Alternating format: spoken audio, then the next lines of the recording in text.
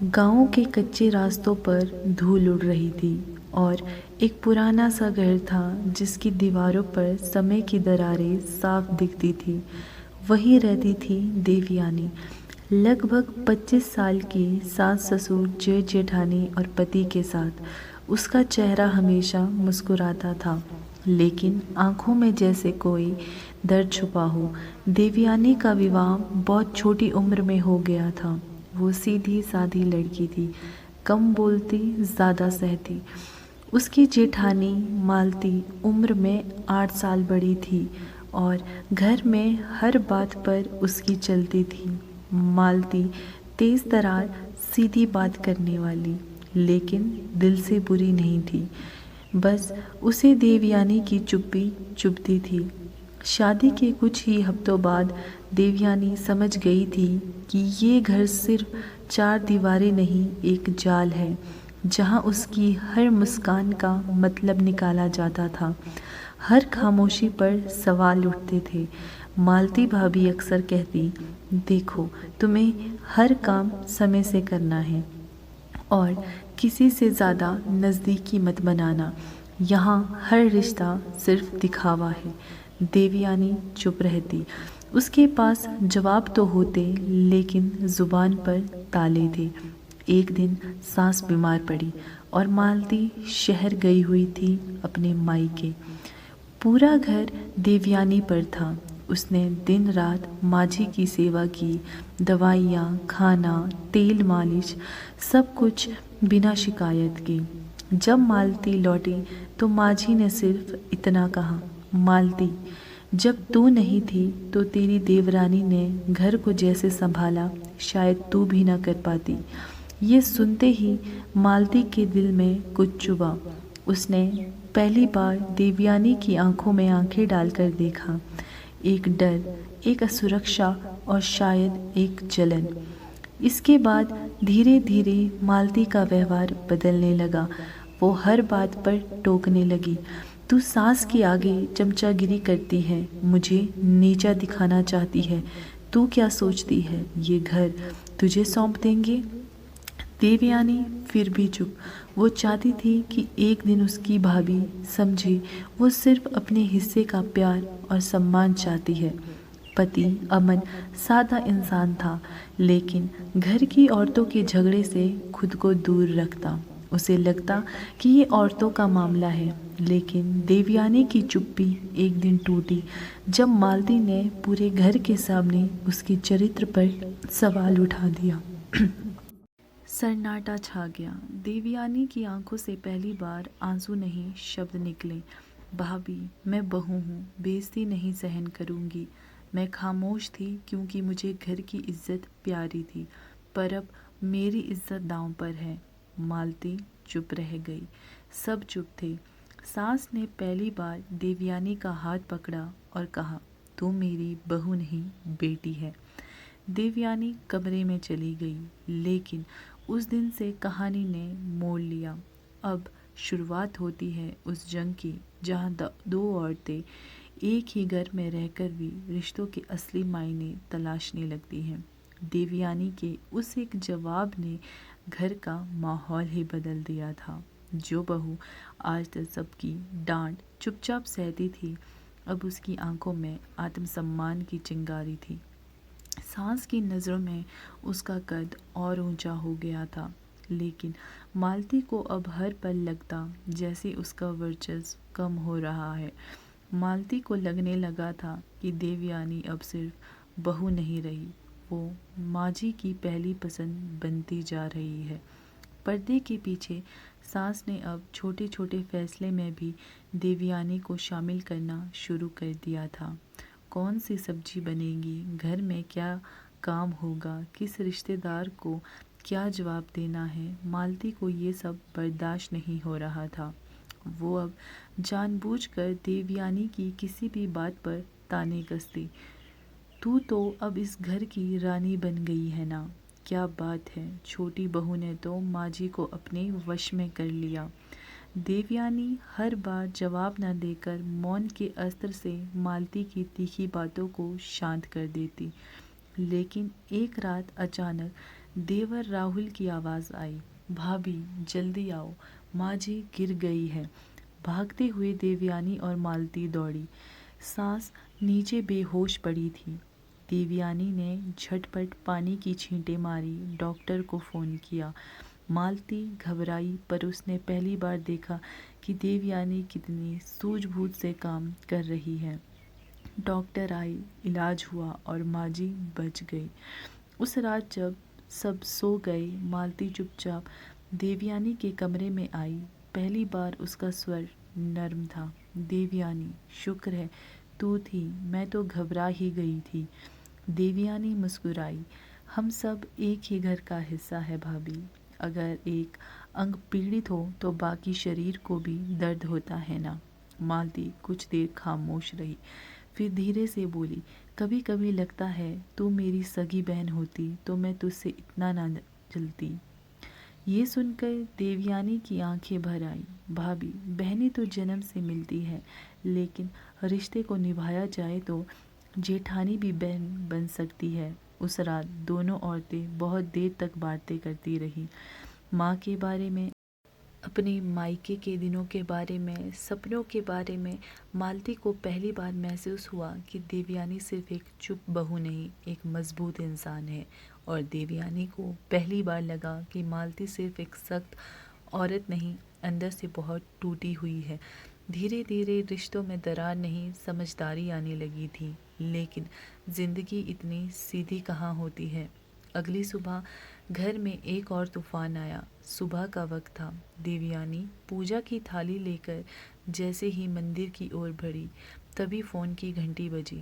मालती ने उठाया और फिर एकदम गंभीर होकर देवयानी को आवाज़ दी, देवयानी, तुम्हारे मायके से फ़ोन है, तुम्हारा पापा की तबीयत बहुत ख़राब है।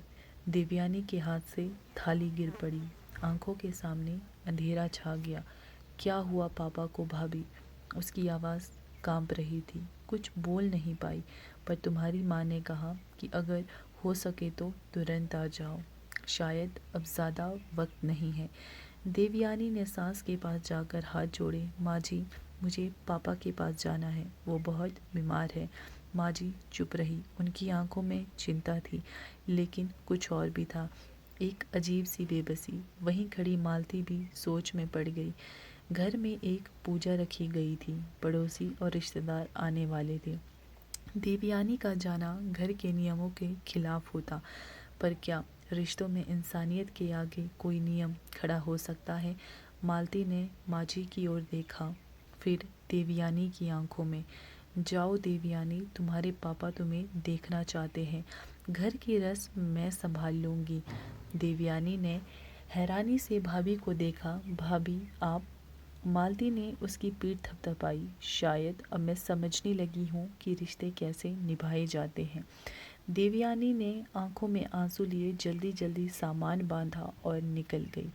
माजी की आंखें नम थी। जब देवयानी मायके पहुंची, उसके पापा ऑक्सीजन पर थे। उनकी हालत गंभीर थी, पर देवयानी को देखकर उनकी धड़कन तेज हो गई। बेटा तू आ गई। ये शब्द सुनकर देवयानी खुद को रोक ना सकी। पिता का हाथ थामे वो घंटों बैठे रही। 3 दिन बाद देवयानी के पिता चल बसे। शव यात्रा, अंतिम संस्कार सब खत्म हुआ। तब जाकर देवयानी की माँ टूट कर रोई। तेरे पापा तुझसे मिलना चाहते थे देवयानी, वो तुझे आशीर्वाद देना चाहते थे, तुझे आंचल में ढेरों दुआओं देकर विदा करना चाहते थे। देवयानी ने माँ को गले से लगा लिया और कहा, मैं अब इस घर की बहू नहीं, आपकी बेटी बनकर यहाँ आई थी माँ। पापा की बेटी बनकर 4 दिन बाद देवयानी ससुराल लौटी। मालती ने दरवाजे पर खड़ी होकर उसका स्वागत किया। गले लगाते ही मालती की आंखों में आंसू आ गए। मैं तेरे साथ ना जा सकी, माफ़ करना, पर सच में तूने ये घर ही नहीं, मेरा दिल भी जीत लिया है।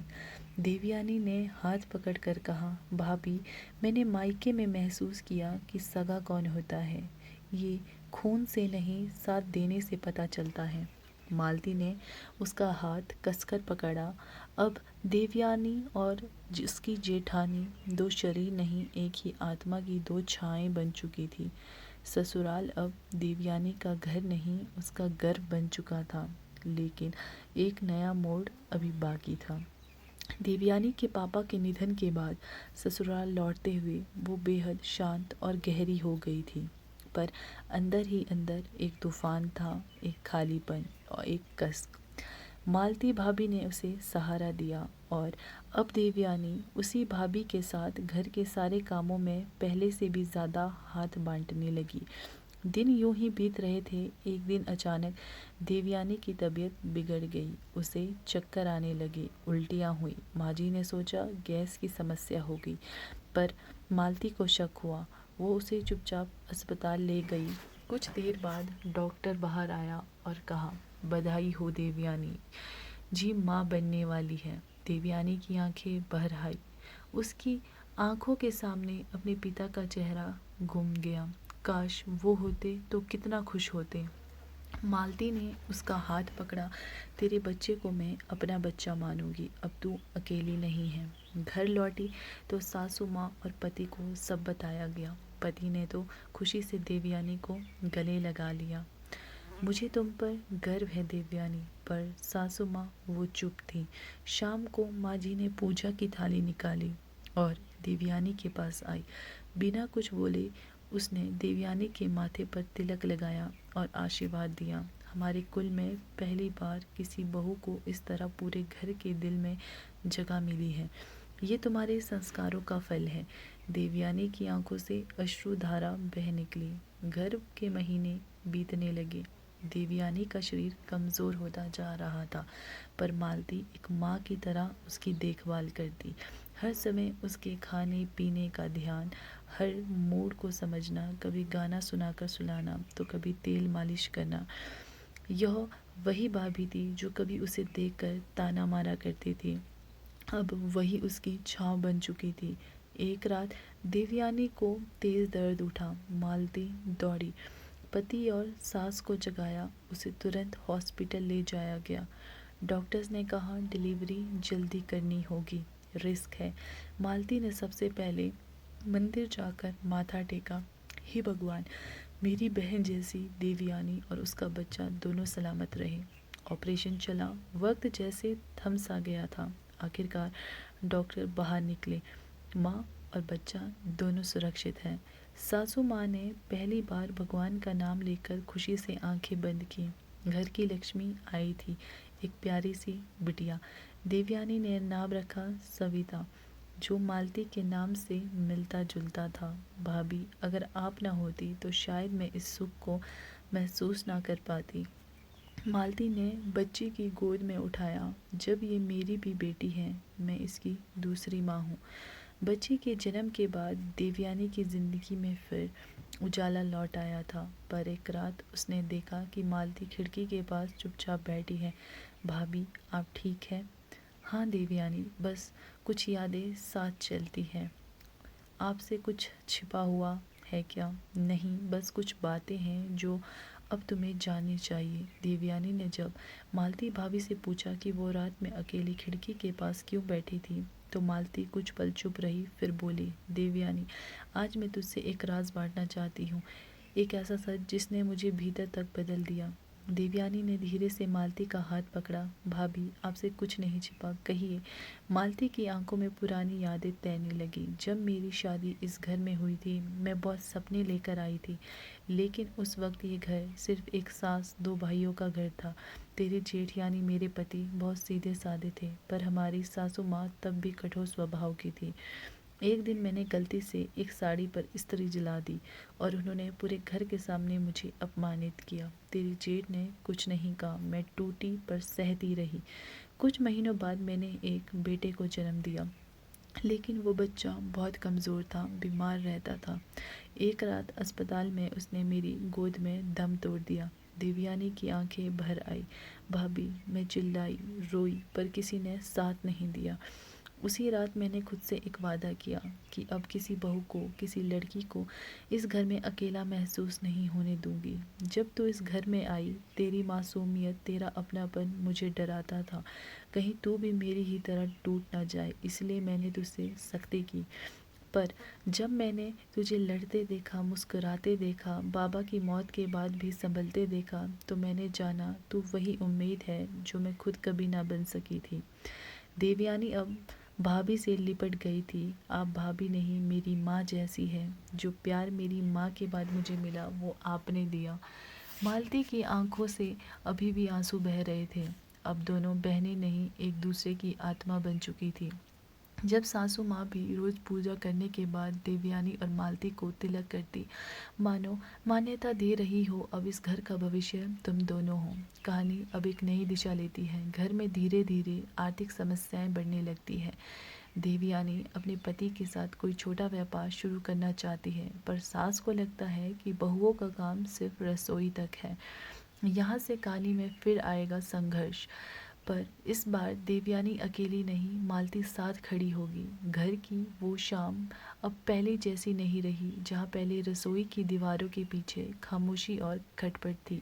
अब वहाँ हंसी की खनक थी। मालती और देवयानी अब साथ खाना बनाती, साथ बैठकर चाय पीती और छोटी छोटी बातों पर मुस्कुराती। लेकिन समय एक जैसा नहीं रहता। पति अमन की नौकरी अचानक छूट गई, कंपनी बंद हो गई और 5 साल की नौकरी एक कागज़ में सिमट गई। देवयानी ने जैसे हमेशा किया, चुपचाप अमन को हौसला बढ़ाया। लेकिन अब घर में पैसों की तंगी महसूस होने लगी थी। बिजली का बिल, दवा, बच्ची की दूध का खर्चा, हर चीज़ मुश्किल लगने लगी थी। देवयानी ने धीरे से मालती से कहा, भाभी मैं कुछ करना चाहती हूँ, शायद घर बैठे कपड़ों का छोटा सा सिलाई का काम शुरू कर दूँ। मालती थोड़ी हैरान हुई, फिर बोली, क्या तू जानती है तू वही है जिसकी हिम्मत से आज ये घर बचा हुआ है। तू काम शुरू कर, मैं तेरे साथ खड़ी हूँ। अगले हफ्ते देवयानी ने पुरानी सिलाई मशीन निकाली, घर के आंगन के कोने में छोटा सा काम शुरू किया। शुरुआत में सिर्फ 2-3 पड़ोस की औरतें आई, फिर धीरे धीरे मालती ने अपने रिश्तेदार को बताया। मालती हर दिन कहती, मेरी देवरानी के हाथों में हुनर है, दिल से काम करती है, आजमाओ ज़रा। कुछ ही महीनों में देवयानी के हाथों से बने ब्लाउज और बच्चों के कपड़ों की मांग इतनी बढ़ गई, उन्हें 2 और सिलाई मशीन लगानी पड़ी। अब देवयानी एक घरेलू उद्यमी बन चुकी थी। मालती कभी कभी बैठकर हिसाब करती तो कभी पैकिंग में मदद करती। सासू माँ जो कभी कहती थी कि औरतें रसोई तक ही ठीक है, अब पूरे मोहल्ले में गर्व से कहती, मेरी दोनों बहुएं घर चला रही है, बेटी जैसी है दोनों। एक दिन सासू माँ ने देवयानी से कहा, तू चाहती है ना कि सविता को अच्छे स्कूल में पढ़ाया जाए, मैंने तेरे लिए थोड़ी ज़मीन बचा कर रखी थी, वो अब तेरे नाम कर रही हूँ। देवयानी और मालती दोनों एक दूसरे की आंखों में देखकर मुस्कुराई। अब ये घर सिर्फ एक घर नहीं था, एक सपना था जो मिलकर सजाया गया था। लेकिन कहानी अभी भी पूरी नहीं हुई थी। देवयानी की छोटी बहन नंदनी की शादी तय हो गई थी। देवयानी चाहती थी कि शादी धूमधाम से हो, पर मायके की हालात ठीक नहीं थे। अब जो हुआ वो देवयानी ने कभी नहीं सोचा था। नंदिनी की शादी की खबर मिलते ही देवयानी मायके गई। उसकी माँ ने कहा, बेटा हम दहेज तो नहीं देंगे, पर अच्छे कपड़े भी नहीं जुटा पा रहे हैं। देवयानी चुप रही। रात को उसने भाभी मालती को फ़ोन किया और सब बताया। अगली सुबह मालती और अमन गाड़ी लेकर मायके पहुँचे और साथ में लाया एक बड़ा सा बक्सा। बक्सा खोला जिसमें नंदिनी की शादी की साड़ी, जेवर, श्रृंगार की चीज़ें और 50 जोड़े तैयार कपड़े थे। मालती बोली, तेरी बहन अब मेरी भी बहन है, ये शादी सिर्फ तेरे घर की नहीं, हमारे पूरे परिवार की इज्जत है। देवयानी कुछ बोल नहीं पाई। उसने भाभी को गले से लगाया और रो पड़ी। भाभी आपने हर बार मेरी उम्मीद से ज़्यादा दिया है। शादी के दिन मालती और देवयानी दोनों ने नंदिनी को विदा किया। लोग कहते रहे, आजकल ऐसी जेठानी और देवरानी का रिश्ता तो किताबों में ही मिलता है। देवयानी ने मुस्कुराकर कहा, रिश्तों को निभाना किताबों से नहीं, दिल से आता है। कुछ महीने बाद देवयानी की सिलाई काम से अब 10 और गांव की महिलाएं जुड़ चुकी थी। अब वो सिर्फ एक बहू नहीं, एक प्रेरणा बन चुकी थी। सविता स्कूल में टॉपर बनी और मालती के आंगन में भी एक नई किलकारी गूंजी। मालती माँ बनी। देवयानी ने बच्ची को गोद में लिया। आज मेरा सपना पूरा हुआ। अब हम दोनों सिर्फ जेठानी देवरानी नहीं, दो माएँ हैं जो एक दूसरे का संबल है। एक दोपहर जब सूरज की रोशनी आंगन में बिखरी थी, देवयानी और मालती एक ही चारपाई पर बैठी थी। मालती बोली, अगर तू ना होती ना तो मैं सिर्फ एक सख्त औरत बनी रहती। देवयानी मुस्कुराई, और अगर आप ना होती तो मैं कभी इतनी मजबूत नहीं बनती।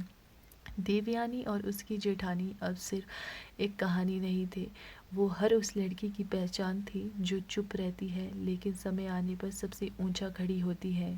और हर उस औरत की कहानी थी जो भले सख्त दिखती है लेकिन दिल से सबसे बड़ी रक्षक और माँ होती है। अगर आपको ये कहानी अच्छी लगी हो तो लाइक, शेयर और सब्सक्राइब कीजिए।